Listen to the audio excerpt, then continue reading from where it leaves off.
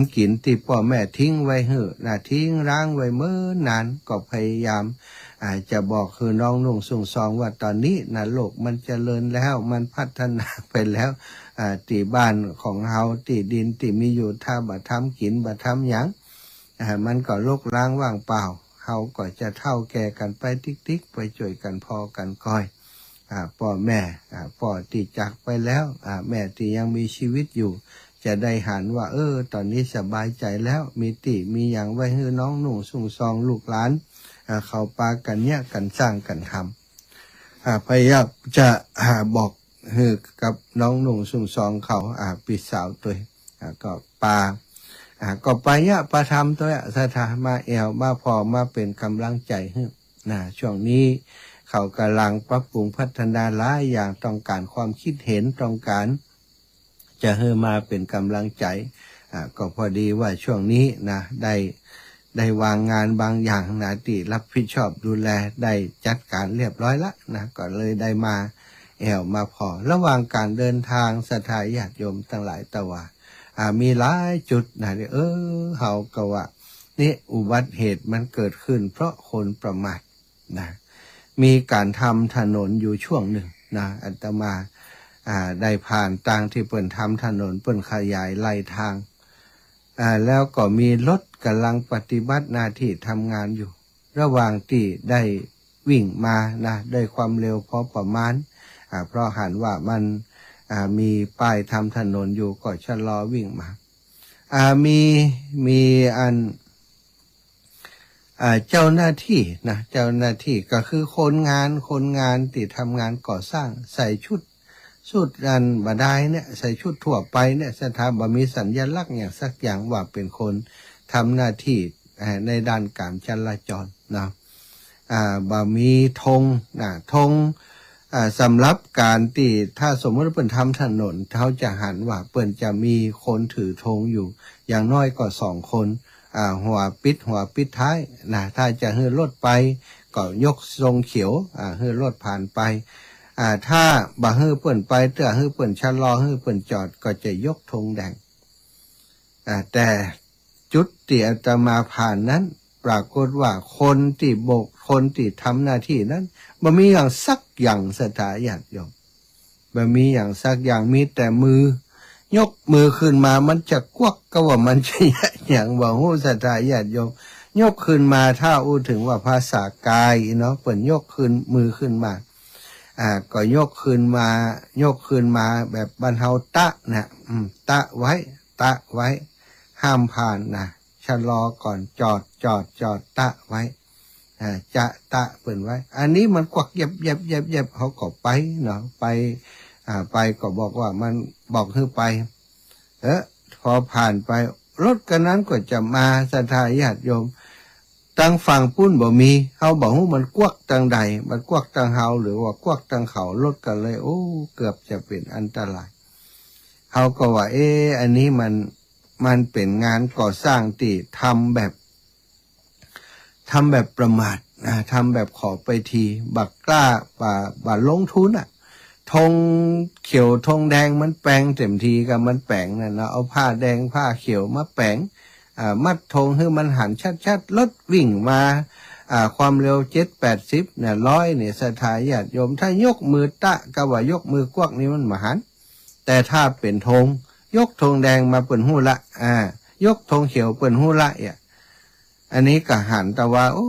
ด่าไข่จอดถามไข่จอดว่าให้สักหน่อยแต่ขึ้นไปขึ้นมาว่าบางครั้งบางทีการที่บอกเขาการที่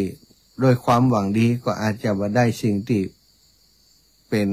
ความหวังดีกลับมาก็ได้สตามันเกี่ยวอย่างกระตุ มันเกี่ยวอย่างกระตุก็อยู่วัดเพิ่นกะผมจะเนี่ยอย่างมีปัญหาอย่างเดี๋ยวจะลงไปจดเขาหาหมอเนาะ ก็เลยผ่านไปพระตา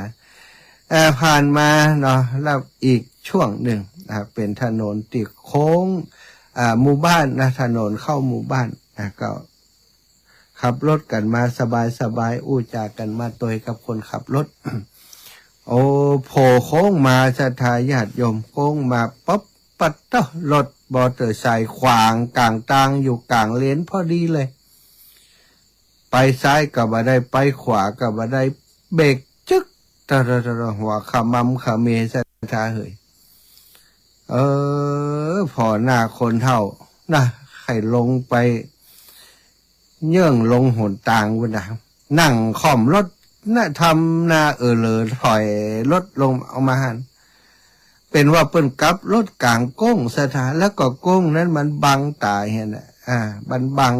อย่างว่าถ้าคนที่ขับรถเร็วแล้วบ่ฮู้จักแตะเบรกอาตมาบ่เหลือคนเท่านั้นนะ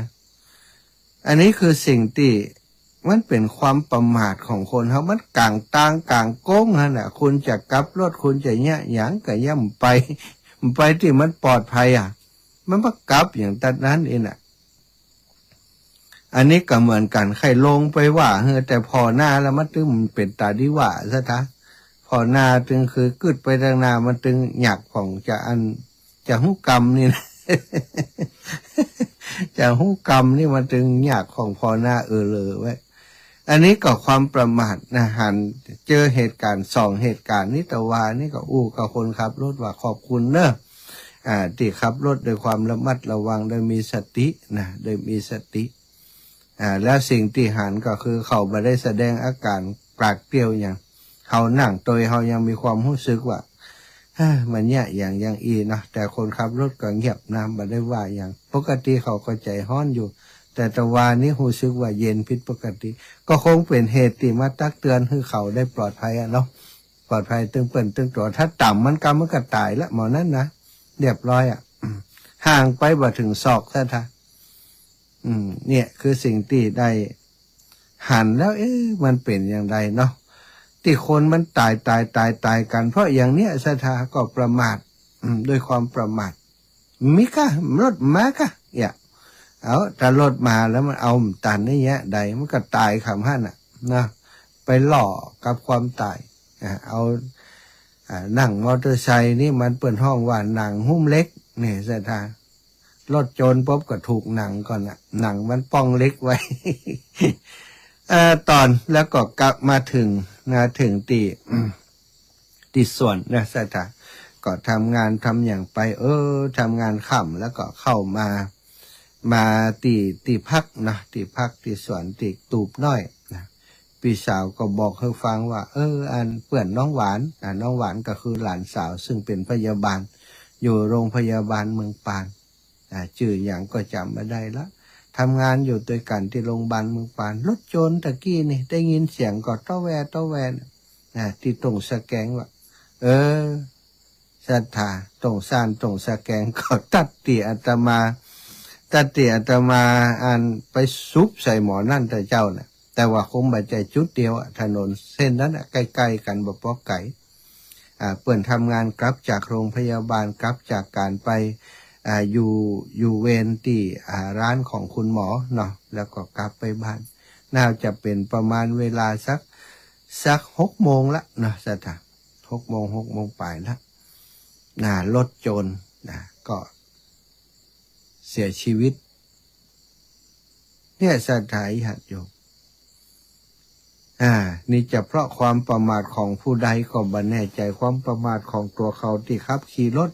ไปซุบใส่เปิ้นกาหรือว่าความประมาทของคนที่ขับรถที่มาจนก็บ่ฮู้ได้ว่าเป็นความประมาทของใครเพราะบ่ได้ดูในเนื้อหาข่าวที่เปิ้นตั้งตำรวจไปชันสูตรไปดูเนาะอีบ่อยแม่ตั้งหลายประมาทถ้าเฮาประมาทแล้วก็เป็นทางแห่งความตายความตายเนี่ยมันอยู่หิมเฮานี่ละเปิ้นว่าเส้นยาแดงผ่าแปดชีวิตเหมือนกับแขวนอยู่บนเส้นได้นะหรือว่าเหมือนกับไข่นะสถามันเปราะบางชีวิตของมนุษย์คนเฮานี่มันเปราะบางเหมือนไข่ตกก็แตกทิ่มตำน้อยก็แตกถ้าเฮาบ่ระมัดระวังการเดินทางอย่างปัจจุบันนี้มีข่าวคราวที่ทำเฮาได้เศร้าสลดใจอยู่ทุกเมื่อเชื่อวันขับรถขับลาไปโจรไปทิ่มไปตำอุบัติเหตุมีทุกวันบางครั้งบางทีเนี่ยสถานทีหนึ่งก็ตายเป็น50 เป็น100 คนก็มีอย่างรถเมล์รถทัวร์ตกเหวตกเขาวันก่อนนั่นศรัทธา40 ปลาย43 คนนี่ตายทีเดียวนะอันนี้ก็ย้อนความหลายอย่างนะความประมาทของเจ้าของรถของคนขับรถนะศรัทธาบ่เช็คบ่ตรวจสอบบางเตือรถนี่เปิ่นต้องตรวจสอบทุกครั้งที่จะออกเดินทางแต่การเดินทางบางครั้งบางทีก็อาศัยไปมันเคยไปแล้วมันเป็นอย่างก็ไปอย่างเงี้ยระบบเบรกก็ดีระบบอย่างก็ดีบ่ดีนะครับก็บ่ได้พอศรัทธาเพื่อจะเช็คเสียงว่าตอนนี้ฟังอยู่ที่ไหนตั้งใดกันพ่อมเมืองน่านได้ยินแล้วยังพี่น้องสามเมืองได้ยินแล้วยังหรือว่าได้ยินกับเชียงใหม่ลำปางนี่บ่แน่ใจลำปางมันมีคลื่นรบกวนนะศรัทธาญาติโยมนะจากสาเหตุเจตนาของคนหรือว่ามันเป็นโดยธรรมชาติก็บ่ฮู้เนาะมีการปล่อยขึ้นรบกวนทุกวันมีปัญหาก็เลยบอกว่าถ้ามีปัญหาก็พักก่อนก็ได้เนาะต้องลำปางหรือว่าเสียงชัดเจนดีก็ลองแจ้งมา0808844173 0808844173 0808844173ศรัทธาญาติโยมโทรมารายงานผลการรับฟังขึ้นหน่อยนะว่าสถานีคลื่นสีขาวของเขาไปถึงทางใดแล้ว หรือว่าได้ยินกับทางเชียงใหม่ของท่านอาจารย์พระครูสมุวิสุวัตรวรกิจโจครูบาอาจารย์ที่เกาะสัญญาณเฮือทุกครั้งที่อาตมาจัดรายการและก็ทุกรูปทุกองค์ที่เปิดจัดรายการท่านอาจารย์มีเวลาเกาะไปเฮือตลอด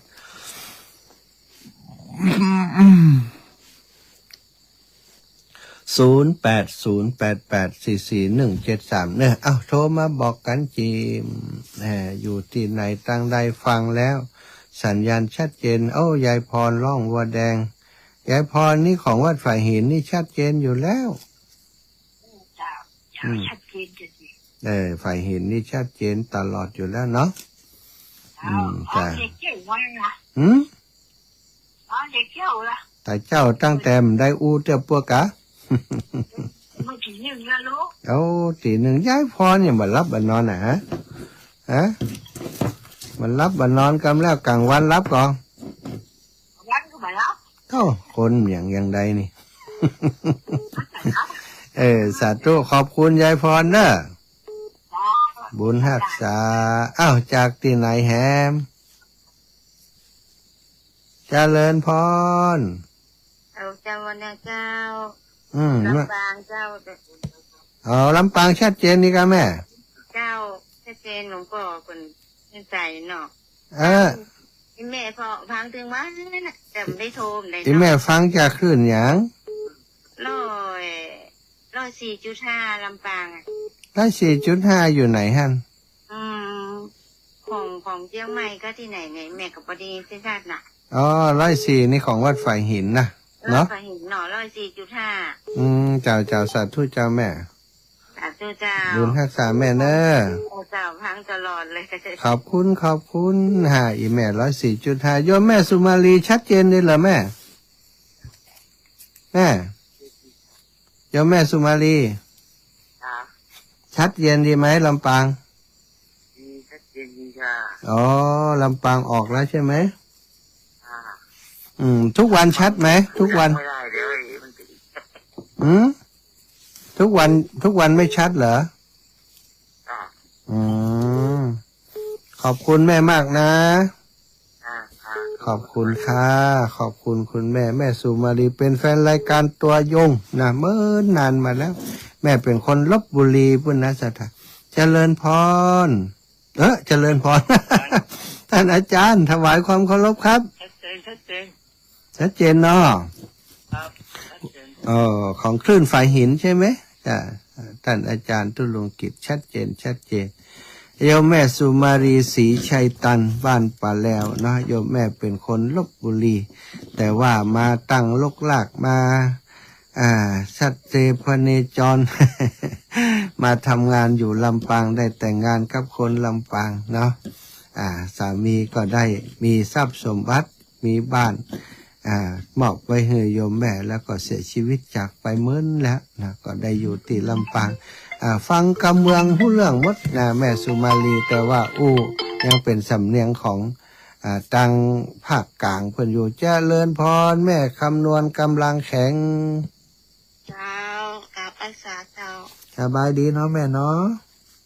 เจ้าสบายดีกะเจ้าทั้งฝ่ายหินหลังอาจารย์ออกนี่บอกใครเป็นยังจอยน้ำเจ้านี่พักขึ้นกันได้จ้ะมักจากว่านอนมันรับอย่างไรสักเสียงมันตื่นนั่นแหละแล้วกลางวันได้พักผ่อนก่อนไหนอีแม่นอนสักวันสักเปลี่ยนพักผ่อนของได้ถ้าเวลาถ้ามันเคยรับกดรับมันตึ้งมารับแต่คืนนี่สวัสดิ์เที่ยงก็แล้วเราจะไปเห็นรายการเปิดหน้าฟังหน้าอย่างนั้นเนาะและรายการธรรมะเจ้านี่ก็มีประโยชน์เนาะเจ้าธรรมะเปิดหน้าแต่ท่านอาจารย์ใจไฟเห็นนี่สุดยอดแต่น่ะท่านอาจารย์พระครูเปิดงาน24 ชั่วโมงอีแม่เครื่อง2 ตัวก่อนนะตูขอบคุณอีแม่นะไม่เอาหาเจมอยู่สวนบ้านยานี่ถูกอยู่ตั้งไปฝั่งอายนี่แม่จ้ะสาธุนะแม่นะสาธุบุญรักษาต่อไปอนาคตไปหน้าก็จะแปลงเป็นสวนธรรมได้พักผ่อนที่นี่ตัวเจริญปอนแม่อินสมเจ้าวันสุดโทอีกไงแม่เจ้าสุดโทแม่ฟังทุกวันเลยเนี่ยทำทุกวัน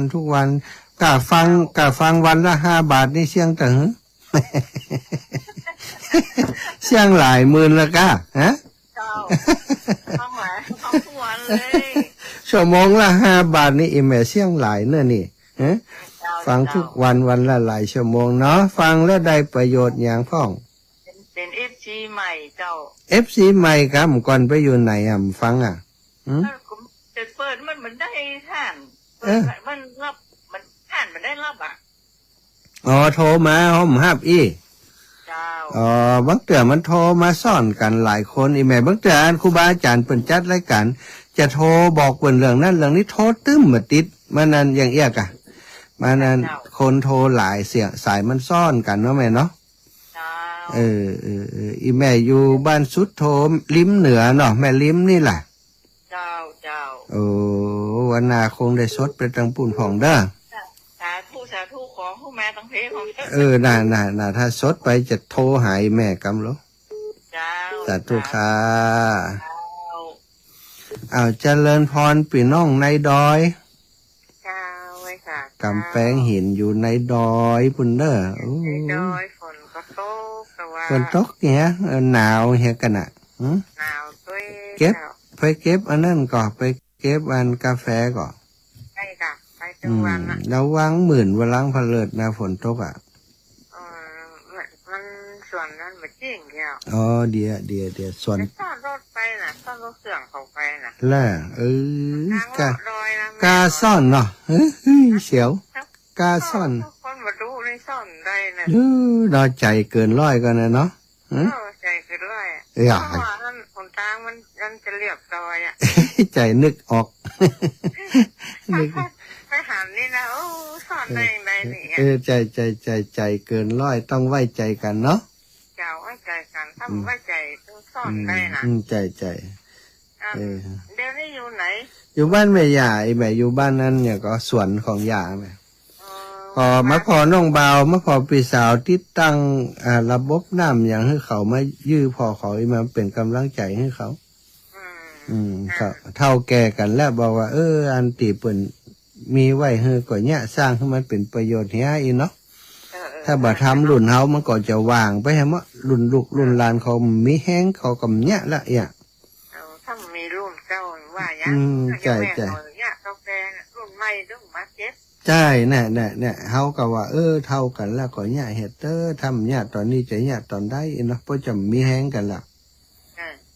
มันต้องรุ่นเก่าแต่อันว่าเนี่ยให้เนี่ยนาเนาะเจ้าอีแม่เดี๋ จะกระลุ่นเก่ายังเก็บเมี่ยงเก็บยังรุ่นไม่จังมาเก็บเลยนะจะ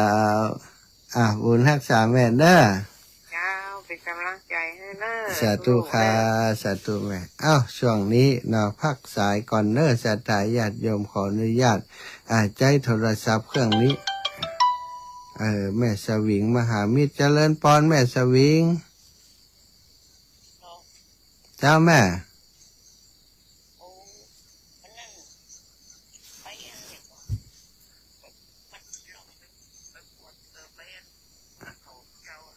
เจ้า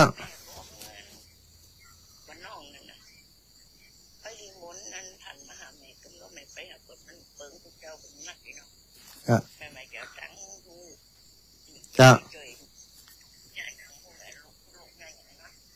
อันถมดินอีแม่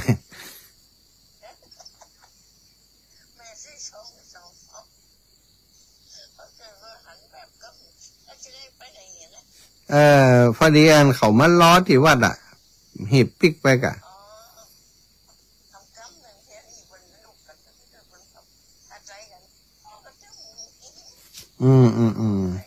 อันเขามาโทรมาหาหวานมา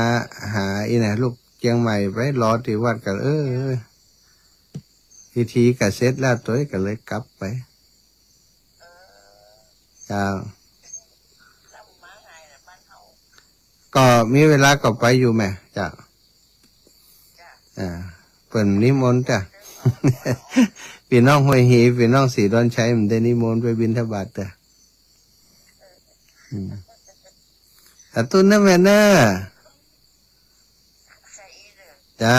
บุญรักษา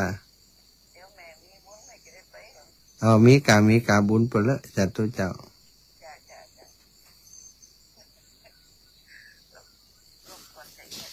จ้าสัตว์แม่ปิดนั่นโทรศัพท์เพื่อนจิสัตว์สัทธาญาติโยมตอนนี้เนาะเวลา4:05 นาทีนะขออนุญาตสัทธาปล่อยแม่ทั้งหลายงดรับสายเพียงเท่านี้ก่อนกะเดียวท้ายๆชั่วโมงก็ว่ากันใหม่นะวันนี้ตังลำปางคงจะเป็นเฉพาะของฝ่ายหินนะธรรมาธิพรนี่ฝ่ายหินกับลำปางนี่ได้ตั้งเมืองน่านบ่มีสายเข้ามาสักสายแสดงว่าเมืองน่านนี่ก็รับสัญญาณมาได้เนาะว่ากันไปตามที่รับสัญญาณได้ก็แล้วกันนะที่รับได้ก็จะว่าอย่างใดก็คือรับไม่ได้ รับไม่ได้ก็ว่าส่งไปไม่ถึงนะ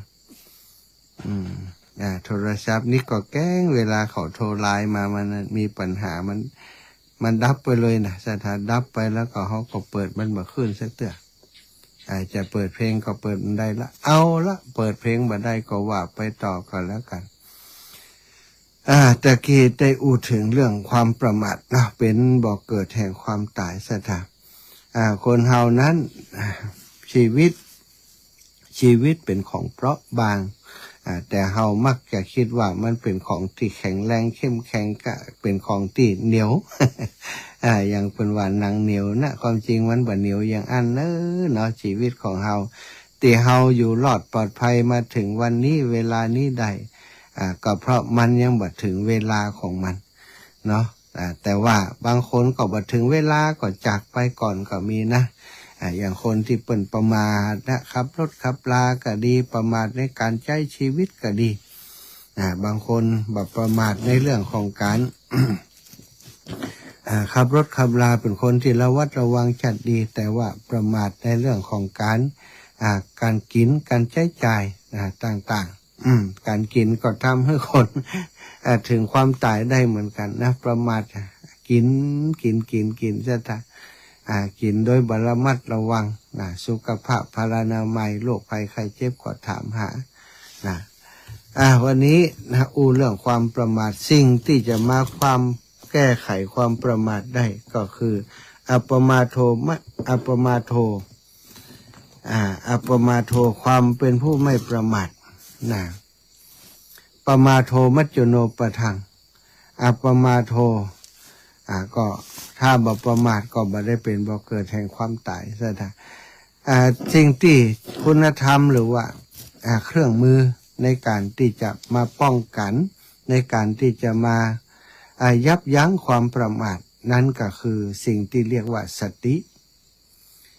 สิ่งที่เรียกว่าสตินี่เป็นคำง่ายๆนะส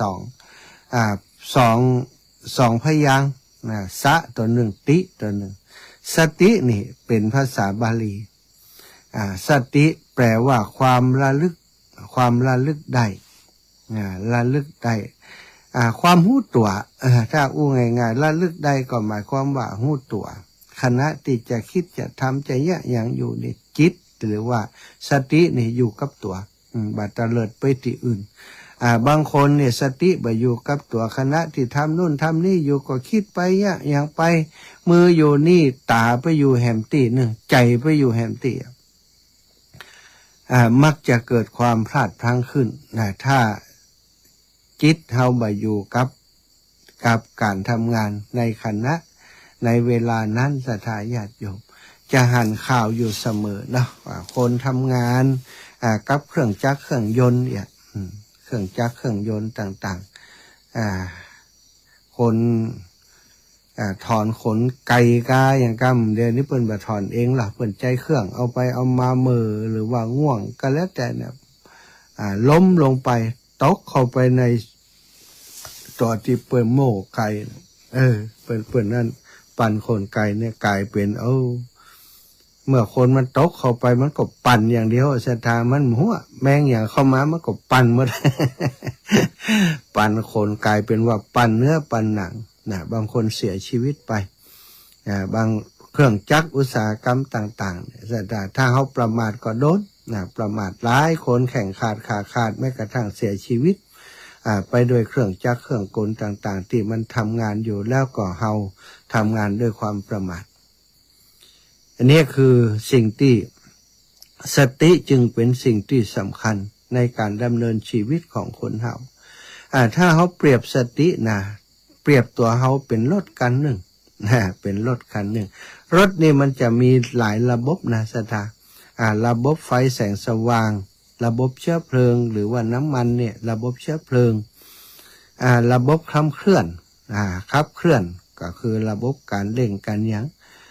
ระบบเบรกรถยนต์ยิ่งรถยนต์ที่ดีๆศรัทธาต้องมีโครงสร้างที่ปลอดภัยตัวรถยนต์ต้องแข็งแรงช่วงล่างต้องแน่นปึ๊กเวลาลงมุ้งหลุมลงโมงต้องมีสปริงที่ดีมีความยืดหยุ่นที่ดีระบบการขับเคลื่อนเป็นล้อก็ดีนี่ล้อจะต้องอยู่ในสภาพที่ใช้การได้ที่ปลอดภัยระบบน้ำมันต้องบ่มีปัญหาระบบน้ำมันนี้จะต้องเป็นน้ำมันที่ดีที่บริสุทธิ์เอาน้ำมันหมูไปใส่ไม่ได้ มันจำว่าวิ่งมันจำไประบบเบรกระบบล้อลื่นระบบรถดีมากๆราคาแพงวิ่งได้เร็ววิ่งได้ควบคุมการวิ่งได้ดีมากสถานแต่ปรากฏว่ารถกันนั้น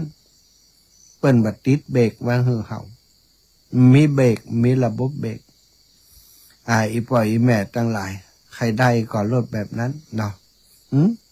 เอาก็เอาถ้าเอามาเอาเนอะ รถเบรกปุ๊ด เขากล้าขี่ก่อนเนาะรถที่บ่มีเบรกคงบ่มีไผที่จะกล้าขี่รถที่มันบ่มีระบบห้ามระบบเบรกต่างๆเพราะว่าถ้าขี่ไปแล้วถ้าเกิดปัญหาอุปสรรคมาแล้วมันเบรกบ่ได้ซะท่ารถเบรกบ่ได้นี่บ่เคยเจอนะบ่เคยเจอรถที่ห้ามล้อบ่ได้นี่บ่เคยเจอกันแต่ว่าในฝันนี่มีเนาะสถาเฮ้ยนะคงจะมีคนเคยฝันขับรถก็ดีอย่างก็ดีเนี่ยเขาย่ำตั้งใดก็บ่ได้ย่ำเบรกก็บ่ได้น่ะสถาย่ำเบรกก็บ่ได้มันไปติ๊กๆเนาะ ตกใจตื่นขึ้นมาดีใจที่มันเป็นความฝัน แต่ชีวิตจริงของเฮาสไตล์ปล่อยแม่ตั้งหลายคนใจชีวิตโดยความประมาทขาดสติบ่มีสติกำกับก็คือการใช้ชีวิตที่บ่บรรยังใช้ชีวิตที่บ่มีเบรกนะใช้ชีวิตที่บ่มีเบรกเปิ้นมีเบรกให้ใจแต่เฮาถอดเบรกออกเหียนะคือสติมีทุกคนนะมีสิ่งเหล่านี้อยู่ในตัวอยู่แล้วสติสัมปชัญญะเนี่ยแต่หลายคนนี่ก็ไปมอมเมาสตินะมอมเมาอย่างใดบางคนก็เสพยาเสพติดนะละเมอเพ้อพกไปบ่ไว้ใจหวาดระแวงสูบกัญชาเข้าไปหันอย่างก็เป็นร้อนหมดสถา คนนั้นจะมายะฮือคนนี้จะมายะฮือเอาหลอนนะหลอนกัวนะก็อันเนี่ยก็กัญชาเนี่ยจะมาในลักษณะหลอนประสาททำให้กลัวแต่ยาบ้านี้ก็หลอนเหมือนกันหลอนทำให้กล้าทำให้เป็นอารมณ์ร้ายนะอารมณ์ร้ายบางคนถือมีดถือฟ้าฟันป่อฟันแม่ฟันลูกฟันเมียเนี่ยมันติดยาขึ้นมามันเงี่ยนยากระสันยามาได้กินยามาแล้วโอ้บางคนก็ขณะที่ยาขึ้นนั่นนะอารมณ์ก็ขึ้นตัวนะกำมีดกำฟ้าไปฆ่าไปฟันไล่ฆ่าไล่ฟันคน อยู่กลางตังเวินแก้เสื้อเหี้ยอันนี้สติมีอยู่จัดดีแต่ว่า เอาสิ่งต่างๆที่เป็นสิ่งเสพติดสิ่งที่ไปทำลายเอาไปมอมเมาสติของตัวเก่าเอาไปฆ่าสติเมื่อสติถูกฆ่าสติสัมปชัญญะมันถูกฆ่าถูกประหารนะก็คือเท่ากับว่าเราได้ตัดระบบเบรกนะระบบเบรกของรถของเรารถก็คือรถของเรามันแบบมีเบรกนะสถานรถของเรามันมีเบรกปัญหาต่างๆก็เลยเกิดขึ้นนะในรถคันหนึ่งมันต้องมีคันเร่งมีคันเร่งก็คือเวลาจะไปข้างหน้าก็เร่งบอกพอดีรถวิ่งได้ต่อใดวิ่งได้300-400-500นะแต่ถนนสายนี้เปิ่นบอกว่าวิ่งได้ประมาณ100นะ120นะเกินกว่านั้นบ่ได้เพราะว่าถนนมันบ่รองรับบางคนบอกโอ้รถดีรถนี่แฮง วิ่ง100-200 นะสตาถ้าวิ่งเกิน200เนี่ยโอ้ปัญหาใหญ่แน่นอนบัดเดี๋ยวนี้นะ ถ้าเป็นหยังแต่ว่าคนเจ้าหน้าที่ที่เพิ่นดูแลถนนเพิ่นก็จับก็ยับเนาะใบ ค่าใบปรับนะใบค่าปรับจะมาถึงบ้านเฮาในไม่ช้านะมีจื่อมีเสียงมีเวลาระบุคนขับรถด้วยความเร็วที่เกินขับรถเร็วเกินไป โดนถูกจับนะถูกจับใบขับปรับนั้นนะใบสั่งจะมาถึงบ้านเฮา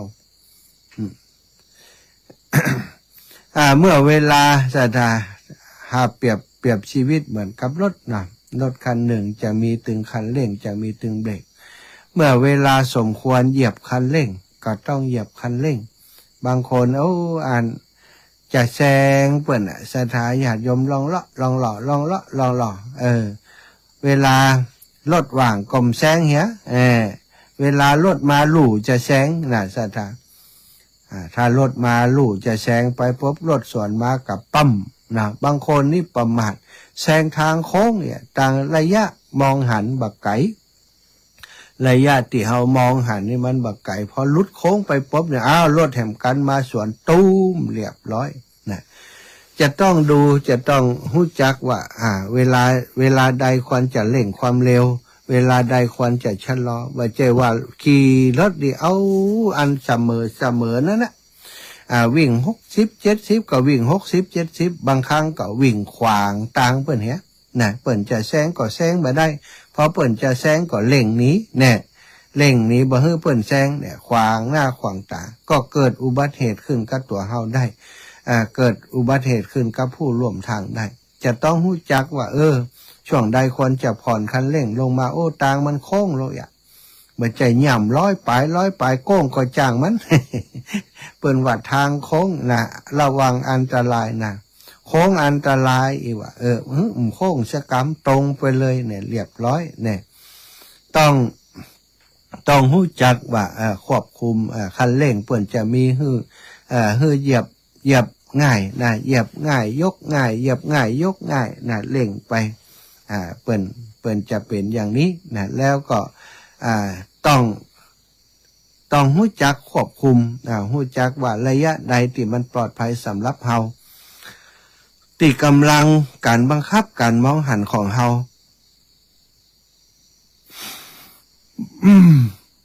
มันจะปลอดภัยมันจะทำให้การขับขี่เฮาปลอดภัยแล้วเวลาใดควรจะเหยียบเบรกไม่ใจว่าเร่งไปตัวเหยียบเบรกไปตัวเร่งไปตัวเหยียบรถมันก็เสียหายหมดสถาญาติโยมต้องรู้จัก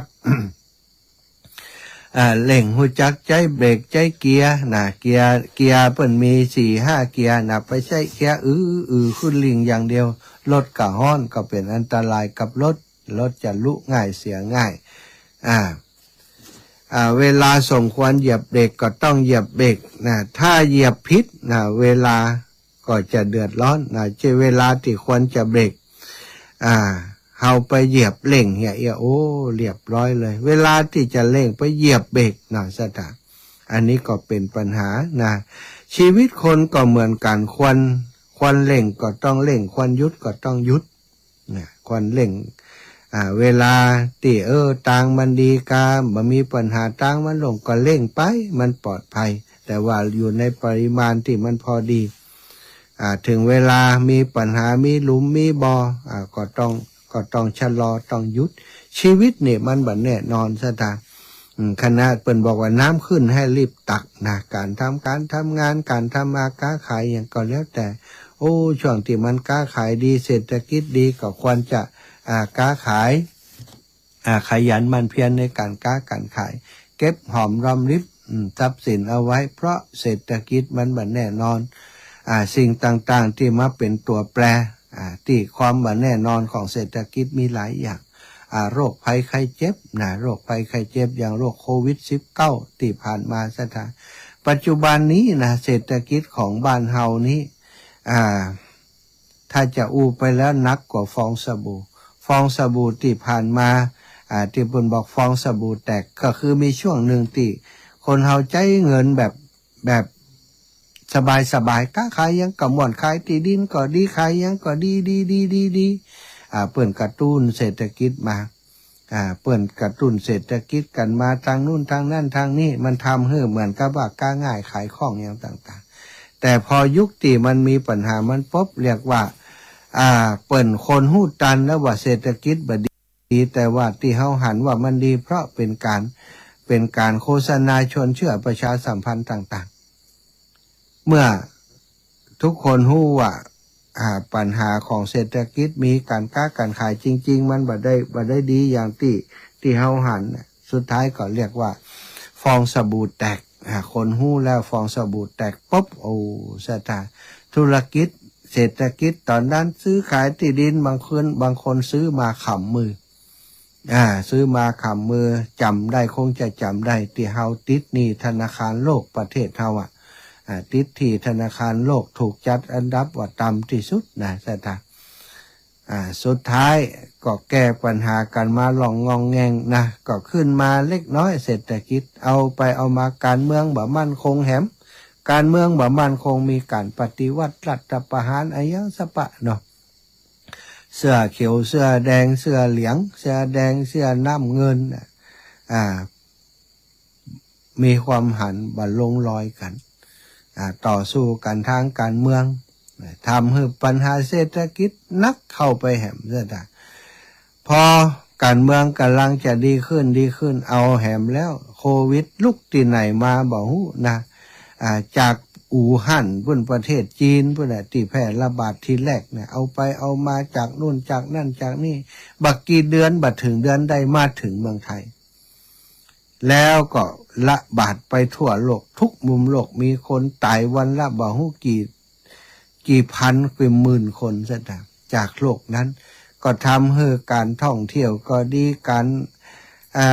กิจการต่างๆนะซบเซาไปเขาจะไปจะไปเที่ยวไหนก็อันตรายกว่านะกว่าโรคภัยไข้เจ็บต่างๆธุรกิจโรงแรมธุรกิจด้านอาหารธุรกิจการท่องเที่ยวต่างๆซบเซาลงไปถนัดตาบ่มีนักท่องเที่ยวบ่มีคนเดินตาเดินตังบ่มีคนที่จะมาจับจ่ายซื้อใจสอยซื้อข้าวซื้อของก็ทำให้เศรษฐกิจของเราเสียหายลงไปซะทีการหาเงินหาทองก็ยากนะบริษัททางร้านเมื่อผลิตของมาบ่ได้ขายก็เจ๊งก็ต้องปลดคนออกคนงานถูกปลดออกก็บ่มีงานทำไปกล้าไปขายก็ไม่ไผซื้อสถานลองมาคึดพอดชีวิตบางช่วงบางเวลาบางขณะมันเป็นอย่างนี้นะถ้าเราประมาทคิดว่าชีวิตมันจะลาบลื่นไปอย่างเงี้ยทางสายนี้มันจะโล่งไปอย่างเงี้ยนั่นคิดผิดถนนหนทางก็เช่นเดียวกันบัจจัยว่าทางดีอย่าปึ้งไปทางครุขระมาเหยียบปึ้งรถเสียหมดระบบช่วงล่างจะเสียหายดิมถ้าบ่เสียหายก็จะลงหลุมลงบ่อกระเด็นกระดอนออกนอกเส้นทางนะเป็นอุบัติเหตุขึ้นมาได้ถนนหนทางบางครั้งบางทีก็ราบเรียบเรียบร้อยมีเส้นมีตีเส้นขอบถนนมีสัญญาณจราจรมีป้ายบอกเตือนต่างๆนะบางช่วงบางตอนถนนเป็นหลุมเป็นบ่อป้ายบอกป้ายเตือนก็มีไฟแสงสว่างก็บ่ดีถ้าแล้วกันถนนก็ยังบ่มีเส้นขอบถนนก็บ่มีเฮาก็เจอกันมาแล้วนะถนนตั้งบ้านนอกนะถนนอย่างต่างๆนี่นะถนนเป็นหลุมเป็นบ่อเป็นหินบลกปกปักก็มีเฮาจะใช้ความเร็วตามปกติที่เฮาเคยใช้เหยียบคันเร่งปกติไปบ่าจักบ่ฮู้จักเบรกจักอย่างอันนี้ก็บ่ได้ต้องฮู้จักเบรกจักอย่างบางเตื้อบางทีมีสิ่งกีดขวางอยู่บนถนนยังก็แล้วแต่หรือแม้กระทั่งว่าคน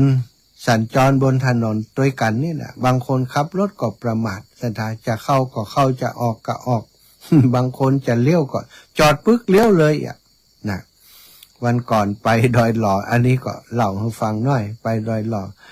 ขับรถตัวกันมารถก็ทำความเร็วประมาณ80-100นะตัวกันมาปรากฏว่ารถติดกันตั้งหน้าตะมานะมันจะเลยซอยสถานมันบ่ได้เปิดไฟเลี้ยวไว้มันถ้าจะบ่ฮู้ตางบ่ชำนาญตางหรือไอ้อย่างสักอย่างเนี้ยนะอยากมันหันตางปุ๊บมันก็จอดสถานมันกว่าจะเลยจอดเลยเอาปัดตเฮาก็กำลังว่ารถคันนี้มันจ้าเขาจะเร่งแซงคนขับรถกำลังจะเร่งแซงขยับหัวออกน้อยเดียวสถานเฮาเปิดไฟเลี้ยวจะแซงปรากฏว่ามันก็เปิดไฟเลี้ยวจะเลี้ยวปัดต่อมันจึ๊กศรัทธาญาติโยมวัดเบรกหัวทิ่มหัวทำรถ80-100นี่เบรกมันจะธรรมดานะ3-4จึ๊กกว่าจะเอาอยู่ดีว่าได้เปลี่ยนล้อมาใหม่ศรัทธาถ้าบ่เปลี่ยนล้อเปลี่ยนล้อชุดเก่านี่เรียบร้อยเลยนี่ล้อยางก็สำคัญนะเวลาเบรกนี่ล้อยางมันเป็นตัวยึดถนนปัทคนตั้งหลังเบรกเอียดอาดกันหมดคนอย่างอีถ้ามันเจอนักเลงเนี่ยอาตมาว่ามันถ้าจะเรียบร้อยละไอ้หมอนั้นนะจะหมอหรือจะเป็นผู้หญิงหรือผู้ชายบอกว่านะคนขับรถก็จะเลี้ยวรถไปหาบอกเพราะมันต้องไปเสียเวลาเขาจะไปปุ้นบัตรตันนี่นะมันก็ตึงหน้าได้นะสถานอันนี้คนบางแต่ถ้ามันเลยกับปล่อยมันเลยไปก่อนเพราะต้องคิดว่ารถตีมาตั้งหลังนะคะมันอันตรายเพื่อนอันนี้มันตึงหมูอย่างนะเบรกแล้วมันก็เลี้ยวเลยอันนี้คือสิ่งที่เป็นอันตรายการเดินทางนี่มันเพื่อนร่วมทางไปเจอใส่คนมันบาดเต็มเต็งคนมันสึงตึงคนมันซื้อใบขับขี่มานี่อันตรายแท้ๆสัตว์เขาต้องคิดไว้เสมอว่าจะไปคิดว่าเขาจะทำให้เขาปลอดภัยนะมีคนหนึ่งบอกว่าจะไปคิดว่ามันลวกไหน ไอคนตั้งนาคิดว่ามันเป็นคนเหงาไว้ก่อนด้วยนะก็ดีไปอย่างเหมือนกันเนาะ เขาคิดว่ามันเป็นคนเหงาเขาจะได้ระวังไงถ้าคิดว่ามันเป็นคนล็อกมันหูต่างถ้ามันจะเลี้ยวมันก็จะเปิดไฟให้เขาเนี่ยมันหันเขาจะแซงมันก็จะลบเลยไปคิดอย่างนั้นคิดว่ามันเหงาไว้ก่อนนี้ปลอดภัย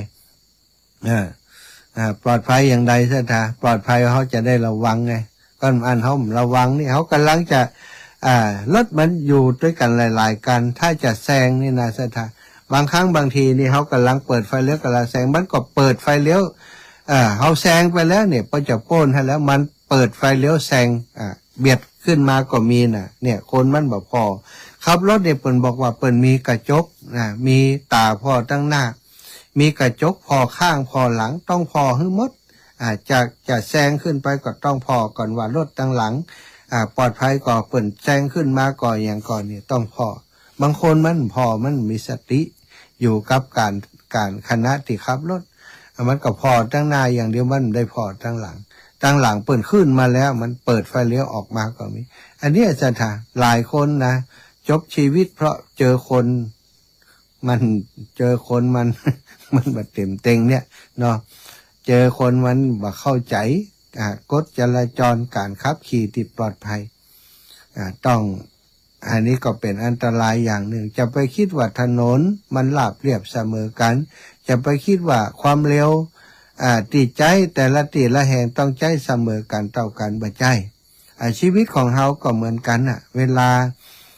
ของชีวิตช่วงที่เฮาทำมาก้าคืนนี่ก็จะไปประมาทจะไปคิดว่ามันจะได้อีกทุกวันวันหนึ่งถ้าเฮากล้าขายมีไผซื้อมันก็ไม่ได้นะสถาเปิดร้านอาหารมีไผเข้ามันก็ไม่ได้แล้วบางช่วงบางทีเปิดคนกำลังนิยมนี่ก็ทำผลงานให้มันดีเก็บหอมรอมริบไปใช้จ่ายที่สุรุ่ยสุร่ายถ้าแบบนั้นก็เหมือนกับว่าตัดเบรกของตัวเก่าระบบชีวิตบ่มีเบรกก็อันตรายบ่ฮู้จักหยุดก็เดือดร้อนถ้าหยุดอย่างเดียวบ่ฮู้จักเร่งก็จะกลายเป็นรถก็มีความหมายซะท่าชีวิตคนเฮานี่ต้องมีการเคลื่อนไหวมีการเดินทางตลอดบางครั้งก็อาจจะเร็วอย่างชีวิตบางช่วงนี้เนาะบาแปลงแห่งมีสติสัมปชัญญะดีนี่อาจจะทำความเร็วได้ชีวิตในช่วงต้นของชีวิตในช่วงที่บาแปลงแห่งมีนี่ก็ทำมาค้าขายขยันหมั่นเพียรได้แต่ว่าอายุนักขึ้นมาแล้วแหน่แหงบะมีแล้วบาแปลงแหงบะมีแล้วจะมาเนี่ยเหมือนกับตอนหนุ่มๆก็เนี่ยบ่ได้ซะดักแหงมันบะมีแหงมันตกไปแล้วนะ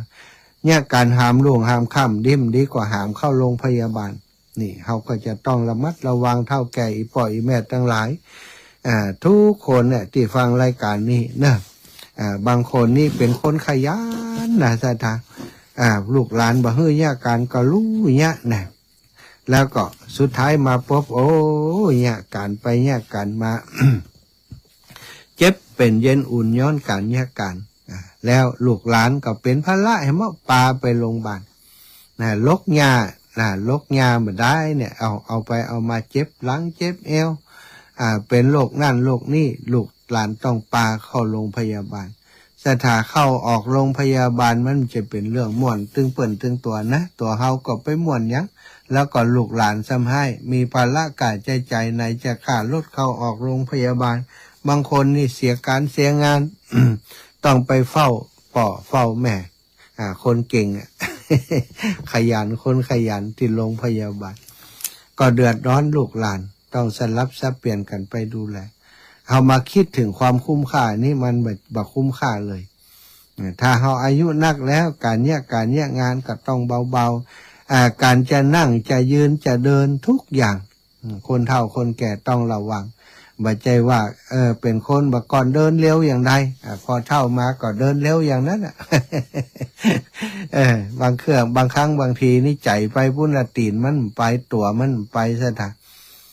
อย่างคนเฒ่าบางคนบอกว่าโอ้ไอ้แม่ก็ยกตีนแล้วมันจะได้มันโป้นนี่นะเมื่อก่อนนี่เขายกข้ามยกโป้นกะเนาะแต่เดี๋ยวนี้มันเท่ามันยกมันโป้นเขาคิดว่ามันโป้นพอก้าวไปแหมกับคำมัมหัวบุบหัวฟาดลงไปก็มีเนาะวันก่อนนี่ปออุ้ยคน แปลงเปจะนอนคนเฒ่าอายุ90 ปลายแล้วกันเนาะ 89ก็ว่า98 89ก็อีหูเนาะลุกขึ้นอันแปลงตีอันจะนอนเปดีๆอีกอะนะเนี่ยการได้จะพักผ่อนนอนเปดีๆลุกขึ้นมากำเจียกเปอย่างใดหมอมันวำอ่ะซะจ้ะปัดเท่าเอาขี้ข้างไปเนอใส่อันไม้ใส่ตอกตีอันตูบน้อยเปิ้นน่ะกระดูกซี่โครงหักไป3-4ก่อนเต้านะน้อยเดียวนะสตาแค่จะลุกมาแปลงอันแปลงเปนอนน่ะจะแปลงมัดให้มันดีๆหน่อยลุกขึ้นมาแล้วลุกเร็วคนเฒ่าคนแก่นี่ลุกเร็วนี่ก็อันตรายจะไปคิดว่าเฮาเหมือนเดิมเนาะบาแปลงแห่งมีนะมันร่างกายนี่มันอายุนักขึ้นมามันก็เรี่ยวแรงมันก็หมดไปแล้วก็การลุกเร็วลุกไวในเลือดไปเลี้ยงสมองบัดตันก็มีนะวูบลงไปคว่ำขมำลงไปโยมปอก็โดนแบบนี้กันเนาะไปนอนโรงพยาบาลอยู่หลายวันหลายเดือนตอนนี้กลับมาอยู่บ้านแล้วนะวันก่อนก็ไปหา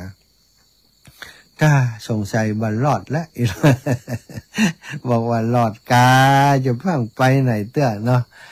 แข็งแรงอยู่รอดอยู่มีแหงอยู่เพิ่นก็คนเท่านะธรรมดาก็ต้องผ่อนลงถ้าผ่อนคันเร่งลงหู้จักไปเร็วหู้จักไปจ้าเวลาที่รถแก่ค่ำค่าชราแล้วจะไปเอาอย่างรถหนุ่มรถที่มันซื้อมาใหม่ๆเนาะระบบอย่างต่างๆมันโอเคหรอกระบบคันเร่งก็ดีระบบเบรกก็ดีเนี่ยไอ้อย่างต่างๆที่มันใหม่เนี่ยล้อยางกันมันดีหมดแต่เวลามันแก่มันเฒ่ามันชราภาพค่ำค่ามาระบบอย่างต่างๆมันก็จะเปลี่ยนไปเบรกนี่บอกค่อยอยู่แล้ว รู้จะขมำไปติ๊กคันเร่งนี่ก็สมักเป็นบางกรรมได้กระตึกกระตักเนี่ยคนเฒ่าอายุนักมักจะเป็นอย่างนี้ศรัทธาญาติโยมเฮาจะต้องรู้จักการดำเนินชีวิตเวลาใดควรจะเร็วเวลาใดควรจะช้าเวลาใดควรจะหยุดไม่ใช่ว่าทุกเวลานี้เร็วเหี่ยมดหรือว่าช้าเหี่ยมดแล้วก็หยุดเหี่ยมดมันก็บ่ได้ชีวิตมันจะหยุดได้ต่อเมื่อเฮาหมดลมหายใจในเมื่อยังมีชีวิตอยู่เฮาจะหยุดทำคุณงามความดีหยุดในการทำมาหากินหยุดในการกินข้าวนี่มันเป็นไปบ่ได้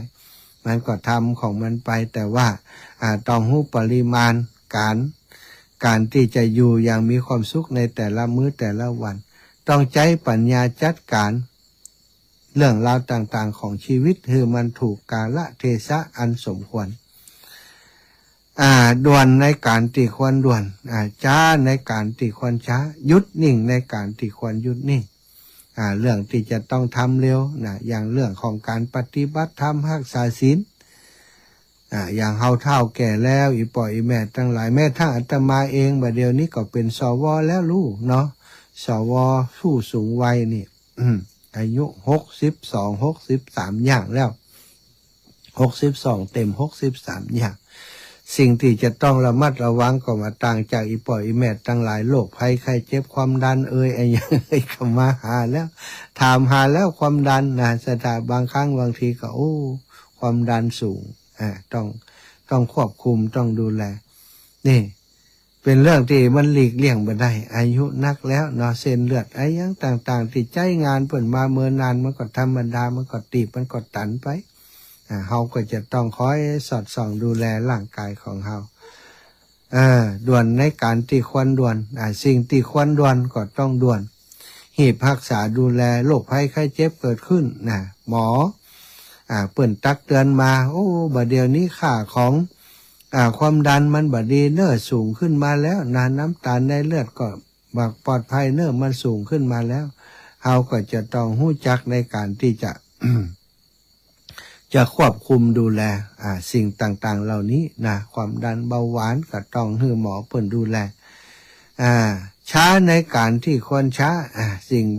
บางอย่างการเดินการเหินการย่างต่างๆที่ว่านี้มันไปปุ๊บปั๊บอย่างรวดเร็วแบบหนุ่มๆกำมันบ่ได้เฮาก็ต้องช้าลงตามที่ร่างกายมันจะเอื้ออำนวยให้เฮา ทำไอ้อย่างที่มันปลอดภัยเนาะศรัทธาช้าในการที่ควรช้า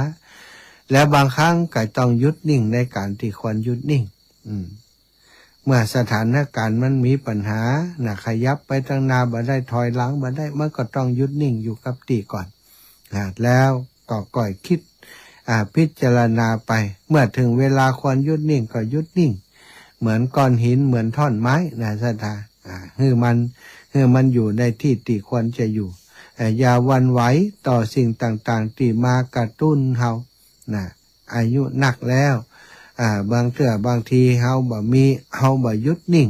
หวั่นไหวไปกับสิ่งที่มากระตุ้นบอกว่าอย่างโลภะโทสะโมหะนี่แหละสิ่งที่มากระตุ้นให้เฮาอยากได้อยากดีอยากมีอยากจน อยากพ้นอยากได้อยากดีอยากมีอยากพ้นเนาะอยากได้โน่นอยากได้นี่ศรัทธาเท่าแล้วอายุนักแล้วอยากได้แหมสักคนน้อย ก็มาเป็นภาระกับเฮาอยากได้อยากดีอยากเด่นอยากโน่นอยากนี่ก็ชีวิตก็วุ่นวายศรัทธาต้องทำทุกอย่างให้มันพอเหมาะพอดีบ่หวั่นไหวต่อสิ่งต่างๆที่มากระตุ้นมาเล่งเล้าเฮาจะไปราคะตัณหาต่างๆมันมาทำลายชีวิตของเฮาในวัยที่ไม้ไกลฝั่งแล้วเนาะไม้ไกลฝั่งแล้ว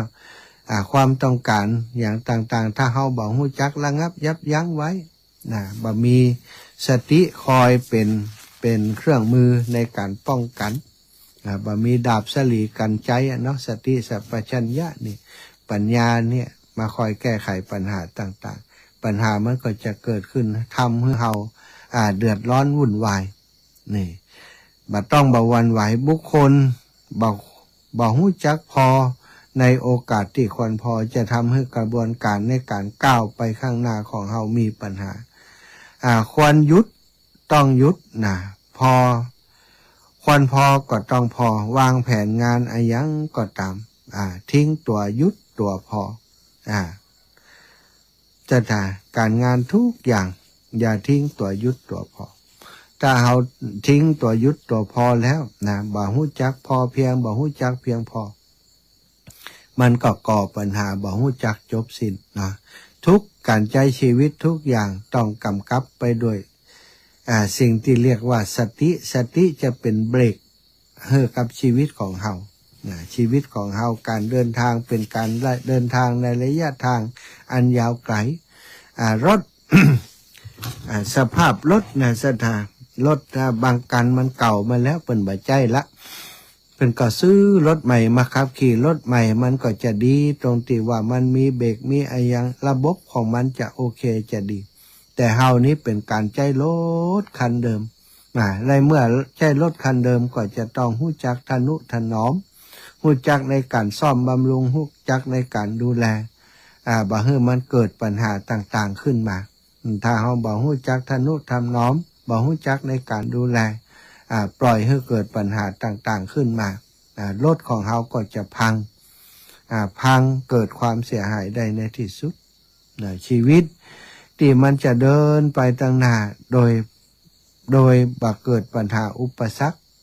ก็เพราะเป็นชีวิตที่มีสติสัมปชัญญะคอยกำกับคอยควบคุมทุกอิริยาบถ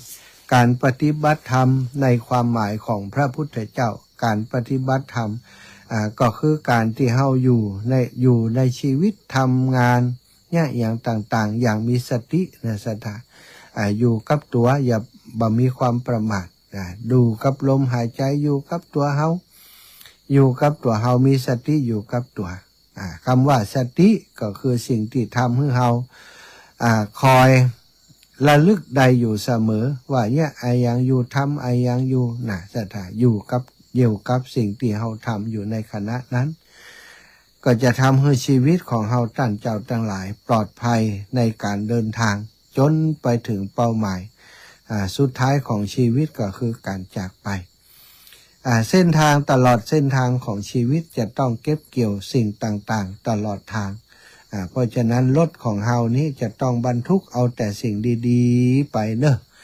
รถคือชีวิตของเฮานี่อันใดบ่ดีจะไปเก็บขึ้นรถเสียเวลาน้ำหนัก น้ำหนักที่ขึ้นรถเฮามีประโยชน์หยังความโลภความโกรธความหลง จะไปเก็บขึ้นรถเอาทิ้งลงไปเอาแต่ความเมตตากรุณามุทิตาอุเบกขาขึ้นไปบนรถมีศีลสมาธิปัญญาคอยเก็บเกี่ยวสิ่งต่างๆตลอดเส้นทาง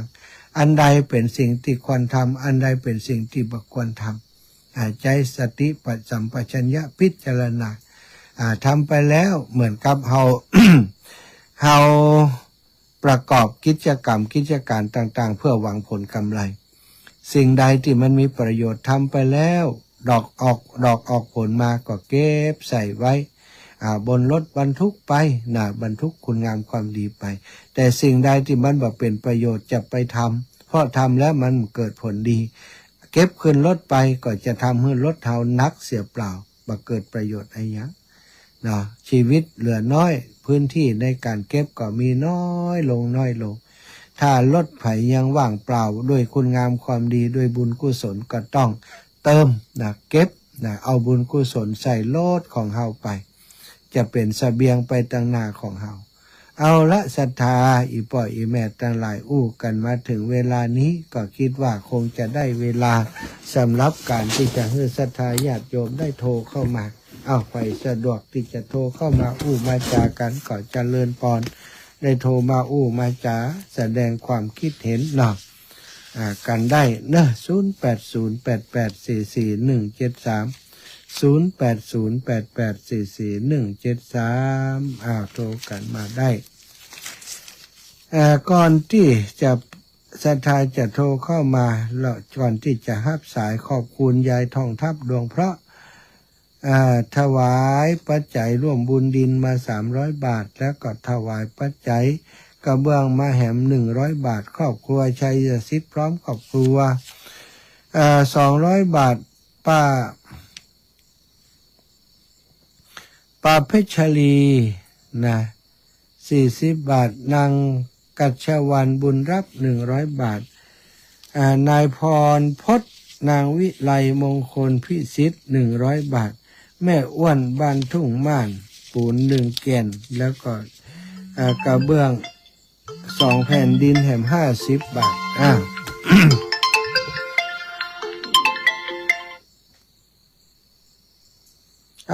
แม่พวงทองเจริญปอน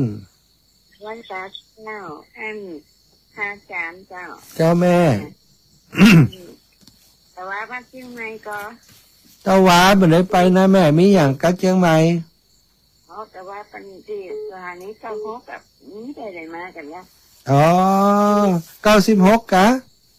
จ้า96ของอันวัดพระธาตุดอยสุเทพเนาะเจ้าได้ไปโยมแม่เจ้าอันบักใจอันยังไหมว่าอันเจ้าโทรหาอันตัวลงน้อยเป็นมาหับมันจะถามปฏิทินเป็นมีกับปฏิทินเมืองมีถ้ามันออกก่อนนี่แม่เดี๋ยวจะดูแลให้เนอะอันยังไหมว่าอันสั่งจ้องตั้งหาใบได้เป็นนักไขอันเป็นอันนี้ตรงนี้ปู่จ้ายังเฮ้ยอีกอ่ะเจ้าเดี๋ยวจะพอไว้ให้เนอะเจ้าเอาไว้ตั้งหาอันก็ได้นะเจ้าอีแม่จัดตัวค่ะวันนั้นผมได้มือทางจะเดินกรรมจัดตัวเจ้าเจริญพรแม่เพนคนสู่ชีวิตภาษาเจ้าธรรมหาเด้อจ้าบางการแสงธรรมะกระบางใจกระบางการด้วยแสงไฟกระบางการด้วยแสงธรรมเจ้าฟังก็เจนด้วยกำลังใจกันมาหาเด้อกันมาหาปฏิทินธรรมดาเจ้ายังตอนนี้ยังเข้าอัน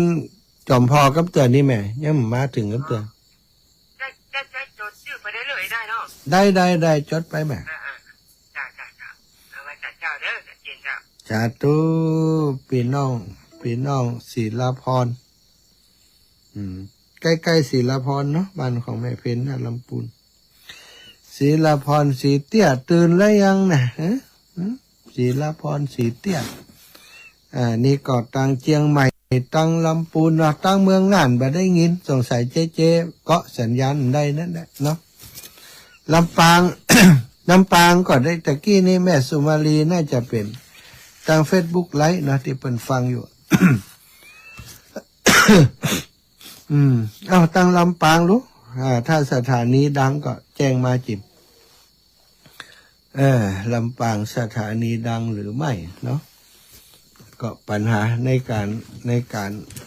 ารทำในการก็ประมาณเนี้ยสถานญาติโยมบางครั้งไม่ได้อยู่ในพื้นที่ไลฟ์สดนะแต่ว่าช่างเทคนิคถ้าเพิ่นเกาะสัญญาณมาได้มันก็มาได้มันได้ส่งนะคิดว่าเจนี่เกาะสัญญาณได้ส่งไปทางเมืองน่านนี้บ่ได้ยินเลยดับปิ้งเลยเมืองน่านบ่มีใครโทรมาเนาะมีแต่เชียงใหม่ที่โทรมาของวัดไฟหินฮับไปที่เชียงใหม่ได้ฮับไปท่านพระครูสมุวิสุวัฒน์เปิดฮับเป็นเนาะเปิดก็ฮับไปไม่เป็นไรไม่ว่ากันได้ก็ได้ไม่ได้ก็ไม่เป็นไรเอาละ0808844173พี่น้องเชียงใหม่เสี่ยงแล้วเนาะเสี่ยงแล้วก็จะพักผ่อนแล้วนะ เรื่องพักผ่อนนี้ต้องการตอนนี้เวลา4:49 นาทีแม่วิอินแม่ทราบเสมิงก็ได้โทรมาแสดงว่าเสมิงบัดถึงนั่นน่ะ0808844173เมื่อเวลาแหม2 นาทีถ้ามีใครโทรมาจะพักละเนาะก็เหลือเวลาแหมมันนักแล้วแหมประมาณ7-8 นาที0808844173 0808844173ช่วงสิ้นปีนี้จะมีงานหลายติดหลายแห่งเนอะตังลำปางก็มีตังเชียงใหม่ก็มีส่วนใหญ่จะเป็นงานบุญงานเข้ากรรมก็งานอย่างต่างๆนี่เนาะสถาญาติโยม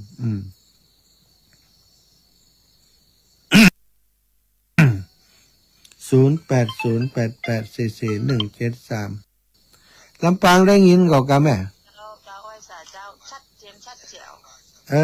ลำปางชัดแจ๋วแล้วก็อันเมืองน่านนี่ดับปิ้งเขาเฮ้ยมันลำปางนี้ถ้าจะตั้งอันนี้ไว้จะขอบคุณอีแม่เด้อแม่ยาเล็กปาวลีอินสุวรรณโยมแม่ก็ได้ให้หอมหลายอย่างหอมกระเบื้องหอมดินถมนะช่วงนี้อาตมาภาพได้พัฒนาได้ปรับปรุงพัฒนาเนาะสถานที่ของวัดบรรพตสถิตนะสถานญาติโยมห้องครัวเจริญพรอีแม่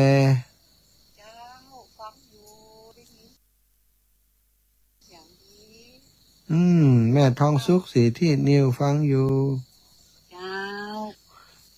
เย็นก่อนหนาวก่อบ้านเฮา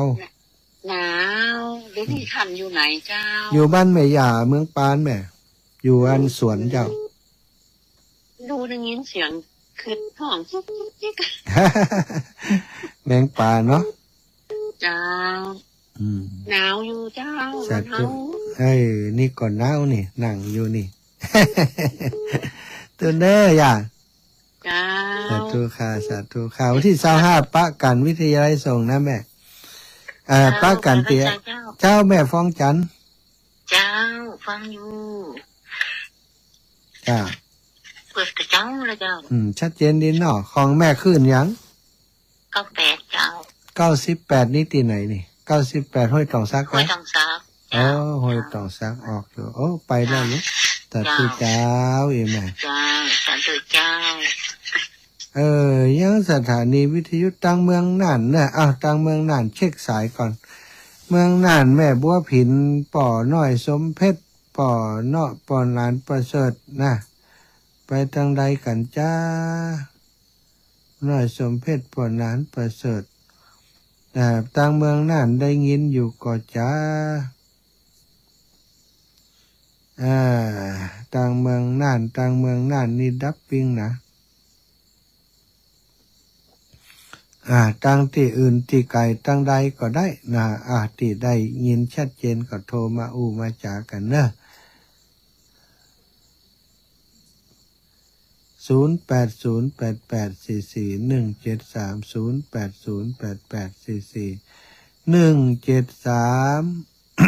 อบคุณสำหรับสถาที่โทรมาเนาะสำหรับพี่น้องลำปางตื่นเจ้ามาสถาตังลำปางเจริญปอนเจ้าแม่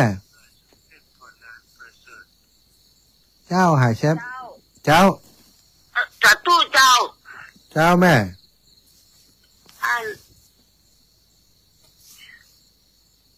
อันหยังไม่จะถามได้ถามปฏิทินอ่ะถามปฏิทินถามได้ปฏิทินย่ำมาแต่วันที่25หลวงปู่ขอส่งมาคือของเนิ่งใจขอส่งอีแม่อยู่ที่ไหนอยู่ปะตึงไหนปะตึงร้อยสิวสันกำแพงยาวปะตึงสันกำแพงก็อยู่ไก่บ้านบวกข้างก็แล้วก็ไก่เจ้าอีแม่ฟังรายการหลวงปู่ก็หลวงปู่ด้อยฟังรายการหลวงปู่ด้อยก็ฟังเจ้าแล้วมันมาตันคืนเบิดเปิดเข้ารายการเนี่ยเจ้าคืนเบิดเปิดเข้ารายการเป็นจะเล่าให้ฟังเรื่องปฏิทินเนอะเจ้าจะสั่งได้ช่องทางใดอย่างใดปะกันที่ไหนแจ้งใหม่ลำปางอีเนาะเจ้าใช่จะได้ก็สาธุเจ้าอีแม่มันปัดตึงหลายตึงนะไม่อยาก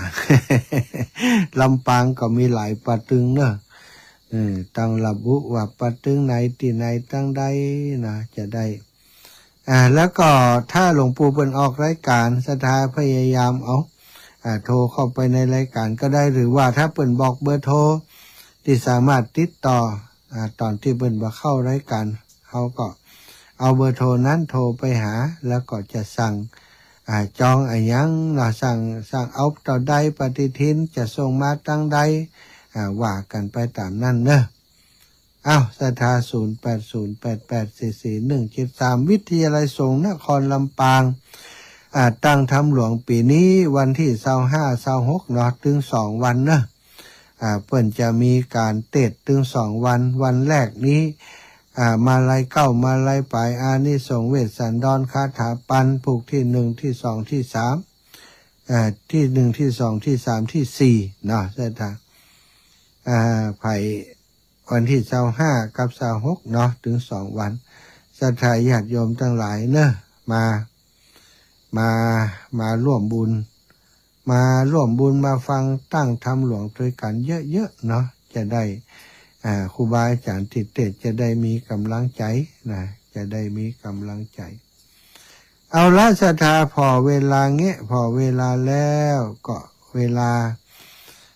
ใกล้จะหมดแล้วก็ขอนำรายการสารธรรมยามเจ้าจากศรัทธาญาติโยมอีพ่ออีแม่ทั้งหลายไปโดยเวลาเพียงเท่านี้ขอความสุขความสัสดีจงมีแก่ศรัทธาสาธุชนทุกคนทุกท่านอุจามาก็สมควรแก่เวลาเอวังก็มีด้วยปกาละชะนี้